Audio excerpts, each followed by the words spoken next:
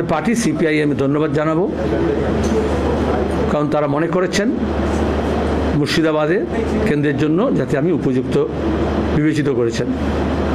দুই হচ্ছে আমার ব্যক্তিগতভাবে সংসদীয় রাজনীতি থেকে বেশি সাংগঠনিক কাজের মধ্যে আমি মনোনিবেশ করেছিলাম এবং সেই কাজের মধ্যে ছিলাম বলেই আমি খুব উৎসাহিত ছিলাম না। আপনারা দেখেছেন গত কয়েকদিনও এই বিভিন্ন দলগুলোকে নিয়ে যাতে একসঙ্গে লড়াই হয়, বিজেপি তৃণমূল বিরোধী এই বাংলাকে যাতে নতুন করে তার পুনর্জাগরণ হয়। বাংলার পুনর্জাগরণ সম্ভব নয় বামপন্থার পুনর্নির্মাণ ছাড়া। সেই বামপন্থা পুনর্নির্মাণের জন্য সিপিআইএমকে মজবুত করা এবং তার ছাত্র, যুব, শ্রমিক, কৃষক, ক্ষেতমজুর সংগঠনকে মজবুত করা আন্দোলন সংগ্রামের কাজে আমি নিজে লিপ্ত। কিন্তু গোটা দেশের যে সর্বনাশ অবস্থা হচ্ছে, যেভাবে গণতন্ত্রকে এবং সাংবিধানিক কাঠামোকে ধ্বংস করছে, যেভাবে মানুষকে আবার ভয় পাওয়ানোর চেষ্টা করছে, যেভাবে জোর করে সিএ লাগু করার চেষ্টা করেছে। যতদিন আমরা সিএ কমিটির আমি মেম্বার ছিলাম, 3 বছর ধরে আমরা পার্লামেন্টে লড়ে আটকে রেখেছিলাম। তারপরে পশ্চিমবঙ্গ থেকে সিএ ভয় দেখিয়ে বিধানসভা নির্বাচন হলো, আর তৃণমূলের সহযোগিতায় বিজেপি সিএ কানুন লাগু করে দিল, পাস করে দিল।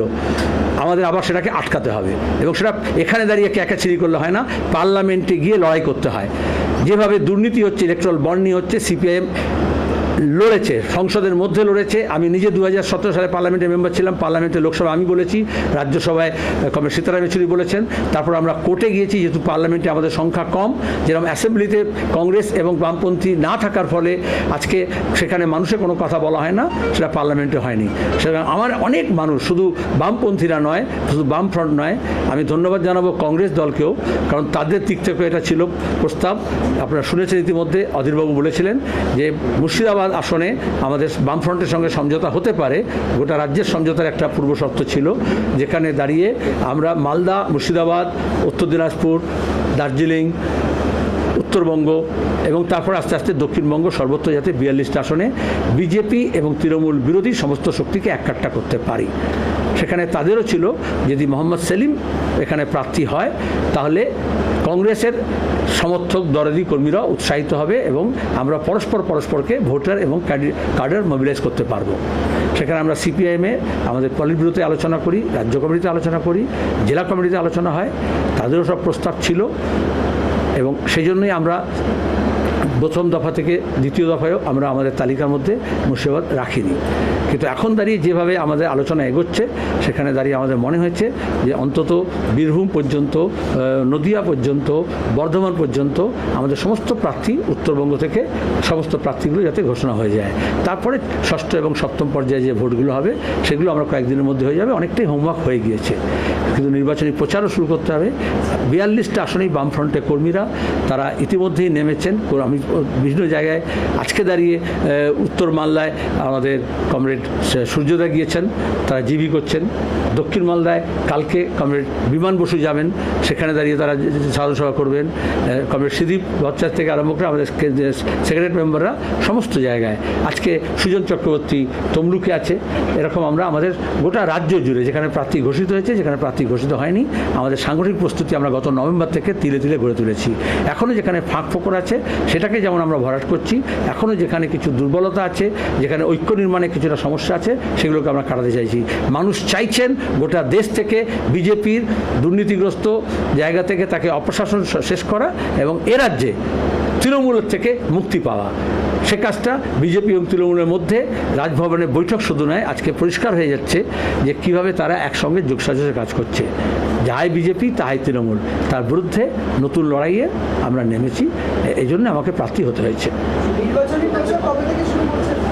আমি বললাম আমি আজকেই মুর্শিদাবাদের মানুষের জন্য কি বার্তা থাকবে? গোটা রাজ্যের মানুষের কাছে যে বার্তা, মুর্শিদাবাদ মানুষের কাছে সেই বার্তা। যখন নির্বাচনী প্রচারে যাব সেখানকার স্থানীয় বিষয়গুলো বলবো।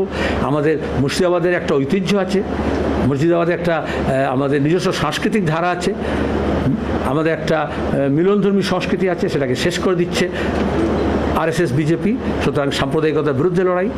তৃণমূল একেবারে শুভেন্দুর নেতৃত্বে ওখানে লুটপাটের সংস্কৃতি চালু করেছে, জোর করে পঞ্চায়েত তৈরি করেছিল তৃণমূলের নেতা হিসেবে। এখানকার প্রশাসন পুরো ভেঙে পড়েছে, সেখানে প্রতি সময় মিথ্যা মামলা করা হচ্ছে বিরোধীদেরকে। আর তার সঙ্গে মুর্শিদাবাদের উন্নয়নের কথা, উন্নয়নটা দিল্লি থেকে লড়ে নিয়ে আসা এবং একটা শর্ট টার্ম, লং টার্ম এবং মিড টার্ম ডেভেলপমেন্ট, যাতে মুর্শিদাবাদ তার নিজস্ব হৃতগৌরব ফিরে পায়। এবং অধীরবাবু এবং মোহাম্মদ সেলিম তারা সংসদে দাঁড়িয়ে অন্যান্য বামপন্থী এবং কংগ্রেসের যারা প্রার্থী আছেন, যারা জয়ী হবেন এবং আরও যে শক্তি আমাদের সঙ্গে আসবে, তাদের সবাইকে নিয়ে আমাদের রাজ্যের হয়ে ওকালতি করা, অ্যাডভোকেসি করা এবং সেখান থেকে দাবি নিয়ে আসা। মুর্শিদাবাদে গঙ্গা ভাঙন রোধ করা, পুনর্বাসনের দাবি করা, পরিযায়ী শ্রমিকের স্বার্থ দেখা এবং ভবিষ্যতে যাতে পরিযায়ী শ্রমিক না হয়, আমাদের ছেলেপুলে যাতে এ রাজ্যে দাঁড়িয়ে কাজ পায় এবং শিক্ষা ব্যবস্থা ওখানে ঢেলে সাজানো। তার সঙ্গে দাঁড়িয়ে যত যাব মানুষ যে যে কথা বলবেন সেসব কথাগুলো আমরা তুলে ধরবো। ঠিক আছে। আমি এত ভালো ভালো কথা বলছি, তুমি বাজে কথা বলছো কেন? প্লিজ। मुर्शिदाबाद में किस तरह से लड़ाई देख रहे हैं, प्रचार कब से शुरू करें? प्रचार चल रहा है हमारे यहाँ, जहाँ प्रत्याशी हैं वहाँ भी प्रचार चल रहा है, जहाँ प्रत्याशी नहीं है वहाँ भी संगठनात्मक कार्य चल रहा है। मैं खुद पिछले कई महीने से पूरा राज्य में दौरा कर रहा हूँ और मैं चूँकि आज नाम घोषणा हुआ है, वहाँ के लोग चाहते हैं, मैं आज ही रात वहाँ पहुँच रहा हूँ और फिर कल सुबह से व्यापारिक कार्य से पहले से कार्यक्रम तय है। पार्टी के लीडर के रूप में था, अभी प्रत्याशी के रूप में मैं पहुँचूँगा। कल रानीनगर में, इस्लामपुर में हमारा वाम फ्रंट का कर्मी सभा है। उसके बाद फिर सागरपाड़ा जो है तुम्हारा जालंगी में, वहाँ 2 विधानसभा क्षेत्र में हमारा है कर्मी सभा। इससे पहले मैं हरिहरपाड़ा कराया हूँ, डोमकल कराया हूँ, भगवान गोला कराया हूँ, उस करीमपुर में कुछ मीटिंग करके आया हूँ। बाद में बाकी जैसे प्रोग्राम होगा वहाँ के संसदीय क्षेत्र के कार्यकर्ता लोग जैसे ठीक करेंगे, मैं वैसा वहाँ उपलब्ध हूँ अपने को। আচ্ছা, শুভ চট্টোপাধ্যায়ের প্রশ্ন আছে। শুভ চট্টোপাধ্যায় দেয়াল লিখন শুরু হয়েছে আপনার নামে সমর্থন, কর্মী সমর্থকদের কি বার্তা থাকছে? তোমার তো একটা ভিজুয়াল দেখানো উচিত ছিল, কিন্তু তারা চাইছে না। যেটা বললাম, কর্মী সমর্থক তার বাইরে দাঁড়িয়ে অন্যান্য দলের কর্মী, এমনকি তৃণমূলের, কংগ্রেসের তো বটেই, যারা বামের সঙ্গে নেই এমন সংগঠন, সামাজিক, সাংস্কৃতিক, রাজনৈতিক সংগঠন, সবার আমার আহ্বান ছিল আমার কাছে বা অনুরোধ ছিল যে আপনি একবার মুর্শিদাবাদে আসুন। এবার মুর্শিদাবাদে মানুষ ঠিক করবে, আমাদের কর্মীরা সমস্ত বাড়ি গিয়ে পৌঁছাবে তাদের হাতে, যে আমি গিয়ে মোদি, অমিত শাহ এবং তৃণমূলের নেতারা বলেছিল গত লোকসভায়, যখন আমি চিট ফান্ডের কথা নিয়ে বলেছিলাম এরা সব চোর, যখন আমি বলেছিলাম যখন মব লিঞ্চিং হচ্ছে তার বিরুদ্ধে, তখন বলা হয়েছিল যে কি করে মোহাম্মদ সেলিম সংসদের মধ্যে আসে সেটা আমরা দেখে নেব। আমি বলেছিলাম যদি সংসদে বলতে না দাও আমি সড়ক থেকে বলবো। এবার মুর্শিদাবাদের মানুষ ঠিক করবেন আমি সড়কের কথা সংসদে পৌঁছে দিতে পারবো কিনা।